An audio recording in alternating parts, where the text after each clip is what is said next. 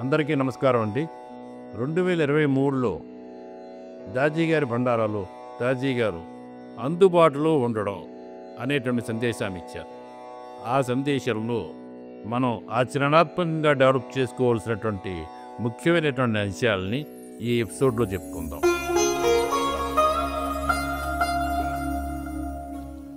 The message, availability.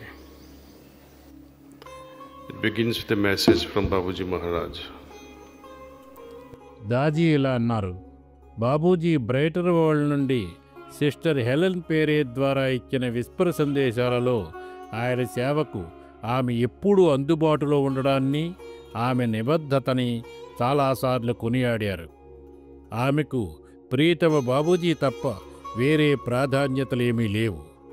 ఎన్ని విపత్కర పరిస్థితులున్నా, ఎన్ని అనారోగ్య సమస్యలున్నా ఆమె బాబూజీ సేవకు ఎల్లవేళలా అందుబాటులో ఉండేవారు.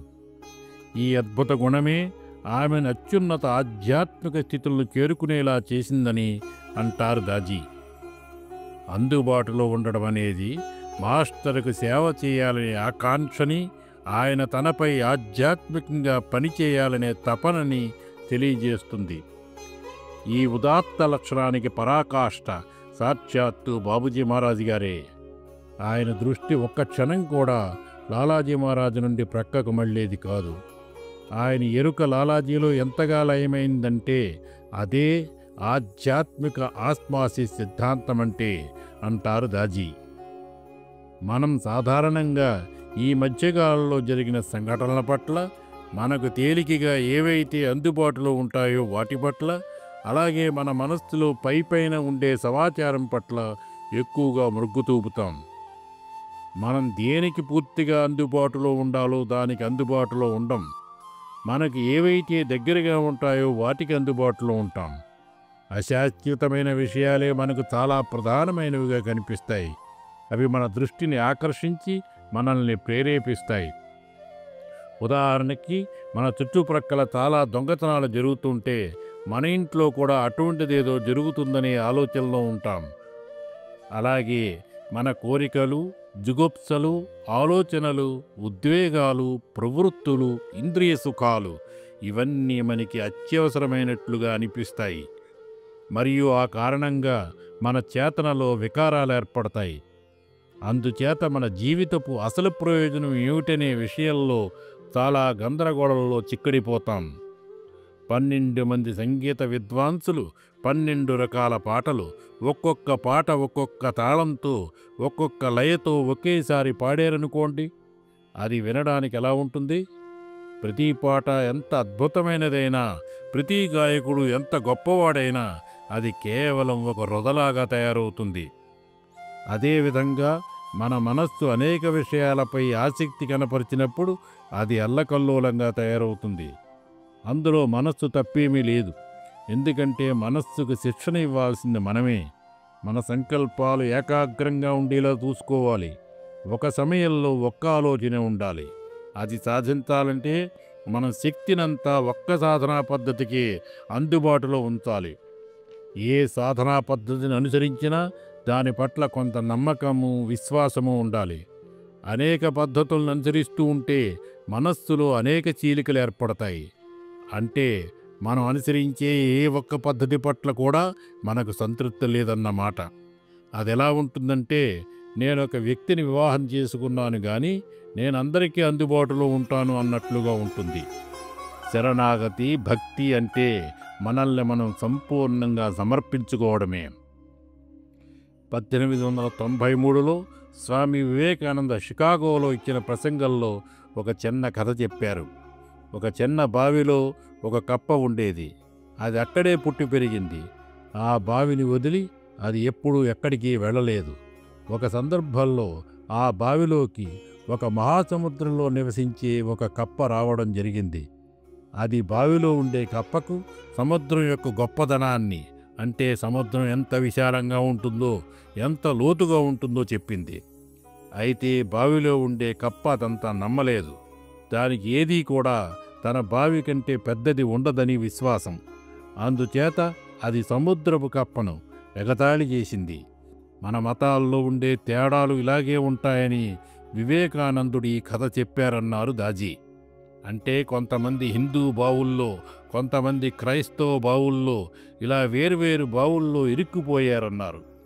అలాగే మనమందరము కూడా వ్యక్తిగతంగాను సామూహికంగాను మనకు మనమే సృష్టించుకున్న ప్రపంచాలలో బావుల్లో కప్పల్లాగా ఇరుక్కుపోయామని, మనకు మనమే లేని ప్రాధాన్యతనిచ్చుకుంటూ ఆ అనంతత్వంతో బంధానికి అందుబాటులో లేకుండా పోయామని అన్నారు దాజీ.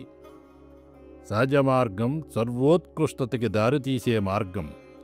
అది వ్యక్తిగతంగా సృష్టించుకున్న మన లోకాన్ని నాశనం చేసి మనం బావి కప్ప అనే స్థితి నుండి సముద్రపు కప్ప అనే స్థితికి మారగలిగేలా చేస్తుంది. శుద్ధీకరణ ద్వారా మన ఉద్వేగపరమైన ప్రవృత్తులను తొలగిస్తాం.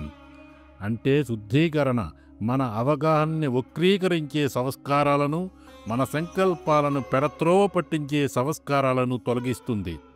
ఇక మిగిలేవి కేవలం మేధోపరమైన స్మృతులు మాత్రమే. అవి లేకపోతే మనం గతం నుండి పాఠాలు నేర్చుకోలేము. ఆ మేధోపరమైన స్మృతులు మనలో విజ్ఞతగా మారతాయి. అయినప్పటికీ అది కూడా గతం నుండి ఏర్పడినదే కాబట్టి మనం ఇంకా విజ్ఞతకు సంబంధించిన బావిలో చిక్కుకుని ఉన్నట్లే. ధ్యానం ఏమి చేస్తుంది? మనకు అధిచేతన స్ఫూర్తిని, అంటే ఇంతకు ముందు అన్నడూ జరగనటువంటి మరియు భవిష్యత్తుకు మాత్రమే సంబంధించినటువంటి దివ్య దృష్టిని ప్రసాదిస్తుంది. దానితో మనం బావిలో నుండి బయటపడి శాశ్వత వర్తమానం అనే వెలుగులోకి అడుగు పెడతాం. ఉదాహరణకి మనం ఒక నగర వీధిలో నిలబడి అక్కడి ఒక బహుళ అంతస్తుల మేడని తలెత్తి చూస్తే ఏ వైపు నుండి చూసినా మన చూపు కొంతమేరకు మాత్రమే వెళుతుంది. ఎక్కడో దూరం నుండి ఒక ఎర్రటి కారు వస్తుందనుకోండి, అది మన కనుచూపు మేరలోకి వచ్చే వరకు మనకు కనిపించదు. అయితే ఆ కారు ఆ బహుళ అంతస్తుల భవనంలో 20వ అంతస్తు కిటికీ నుండి చూసే వ్యక్తికి కనిపిస్తుంది. మన దృష్టిలో ఆ కారు ఇంకా భవిష్యత్తులో ఉంది, కానీ ఆ వ్యక్తి విషయంలో అది వర్తమానంలో ఉంది. ఆ కారు మనమున్న వీధిలోకి వచ్చి వెళ్ళిపోగానే అది మనకు గతంగా మారిపోతుంది. కానీ ఆ 20వ అంతస్తులోని వ్యక్తికి ఇంకా అది కనిపిస్తూ ఉండడంతో అతనికి అది ఇంకా వర్తమానంలోనే ఉంది. ఆధ్యాత్మిక పరిణితి చెందిన వ్యక్తి ఈ 20వ అంతస్తులోని వ్యక్తి లాంటివాడని, అతడు గతాన్ని భవిష్యత్తుని కూడా మనం ప్రస్తుత క్షణాన్ని ఎలా గమనిస్తున్నామో అలా గమనించగలుగుతాడని అన్నారు Daaji. Babuji August 13, 2005 brighter world నుండి ఇచ్చిన సందేశంలో ఇలా అన్నారు: శరణాగతి అంటే సంపూర్ణంగా అందుబాటులో ఉండగలగడం, సంపూర్ణంగా స్వీకరించగలగడం. మన జీవితం పూర్తిగా సార్థకం అవ్వాలంటే, నిర్మాణాత్మకంగా మారాలంటే ఈ మాత్రం మూల్యం చెల్లించాల్సి ఉంటుంది. ఆయన ఏప్రిల్ 8, 1999 ఇచ్చిన మరో సందేశంలో ఇలా అన్నారు: జడునిలాగా ఉండడం, పిడివాదం చెయ్యడం, దబాయించి అడగడం, ఇవన్నీ అందుబాటులో ఉండే లక్షణానికి విరుద్ధ లక్షణాలు. అందుబాటులో ఉండడం అంటే బేషరతుగా ఉండడం, నిర్బంధం లేకుండా ఉండడం, తనను తాను అందుబాటులో ఉంచుకోవడం, ఏ ప్రతిఫలాపేక్ష లేకుండా తన్ను తాను సమర్పించుకోవడం అన్నారు దాజీ. మాస్టర్ యొక్క దివ్య కృప కోసం, మాస్టర్ యొక్క ప్రణాళిక కోసం మనం అన్ని విధాలా ప్రయత్నిస్తూ ఉండాలి. విశ్వాసంతో, పూజ్యభావంతో ఆయన్ని ప్రేమించాలి. అయితే కొంతమంది ఆయన దృష్టిని ఆకర్షించడానికి దూరం నుండి చేతులూపుతూ అరుస్తారు. అలా చేయడం వల్ల ఏ ప్రయోజనము ఉండదు. పైగా ఫలితాలు ఇబ్బందికరంగా కూడా ఉంటాయి. నిజమైన ప్రయత్నం అంటే మాస్టర్ యొక్క ప్రాణాహుతిని, వారి దివ్య కృపని ఆకర్షించడంలోనే ఉంటుంది. మాస్టర్తో భౌతికంగా ఉండడం ఒక రకమైన సాలోక్యతే, ఎందుకంటే ఆయన ఉన్న లోకంలో మనం కూడా ఉన్నాము కాబట్టి. అయితే నిజానికి ఆధ్యాత్మిక స్థాయిలో మన హృదయం ఆయనకు అందుబాటులో ఉండాలి. ఆయన హృదయంతో మన హృదయం శృతిలో ఉండాలి. అటువంటి స్థితి సాయుజ్యత అని అన్నారు Daaji. That's all I wanted to share. Just add total in front of that availability in the message. Thank you once again. 2024లో Daaji గారి భండారాలో దాజీ గారు ఇచ్చినటువంటి సందేశం గురించి నెక్స్ట్ ఎపిసోడ్లో చెప్పుకుందాం. అందరికీ ధన్యవాదాలు.